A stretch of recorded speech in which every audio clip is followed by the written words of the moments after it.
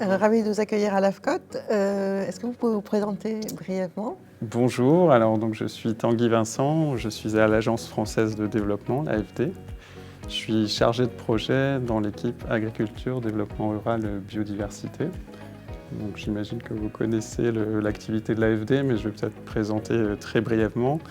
Donc l'AFD, c'est un établissement public qui met en œuvre la politique de développement et de solidarité internationale de la France. Donc, avec le but, c'est de soutenir le progrès économique, social et environnemental de nos pays partenaires, donc qui sont majoritairement des pays à revenus faibles et intermédiaires, et de les appuyer dans leur trajectoire de transition.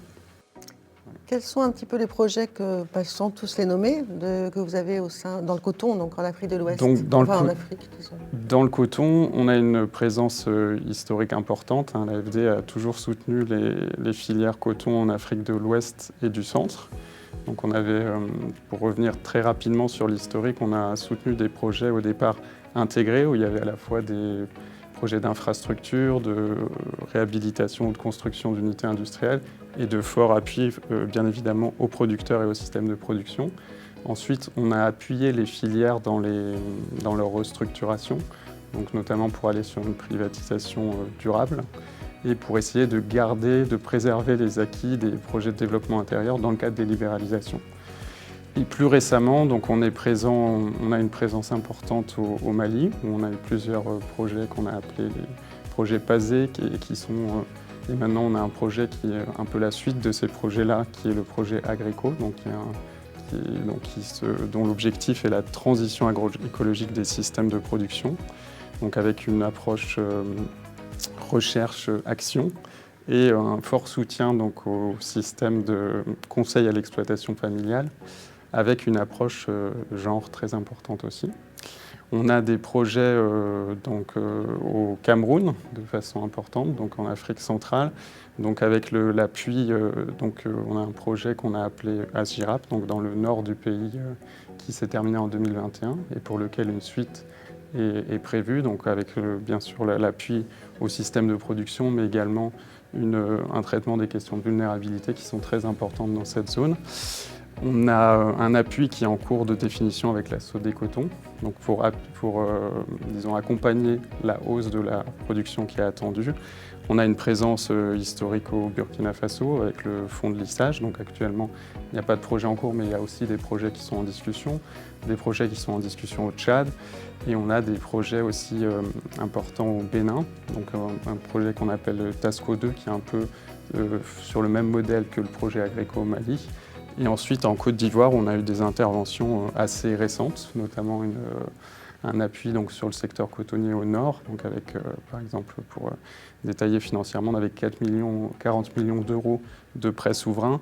Et là, récemment, on a, dans le cadre du contrat de désendettement, de la réorientation de fonds, on a fait une aide d'urgence donc, aux sociétés cotonnières pour leur permettre de faire face donc, aux pertes donc, quand il y a une forte baisse du cours du coton sur la production qui n'avait pas été encore vendue à terme. Voilà, c'est assez schématiquement l'ensemble des projets qu'on a en ce moment.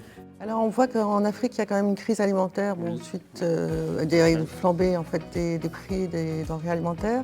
C'est vrai que le coton est une culture de rente. Est-ce qu'on les oppose parfois entre culture vivrière et culture de rente? Est-ce que la situation se pose avec plus d'activité aujourd'hui quand même malgré tout? Oui, c'est vrai que le coton pâtit un peu de l'historique, enfin de son histoire, et on l'oppose souvent aux cultures vivrières. C'est une culture d'export avec un passé colonial. Mais effectivement, ce qui est important, c'est de rappeler aussi que la situation est très critique. Elle l'était déjà, mais elle est devenue encore plus critique avec les crises actuelles. Pour rappeler, les gens qui ont besoin d'une assistance alimentaire étaient d'environ 7 millions de personnes en Afrique de l'Ouest en 2015. On est passé en 2021 à environ 27 millions de personnes. Et là, je crois que les prévisions sont à 40 millions de personnes. Donc c'est très, très important. Donc c'est bien sûr un sujet prioritaire pour l'AFD. Et nous, on pense que promouvoir le coton, c'est bon pour la sécurité alimentaire.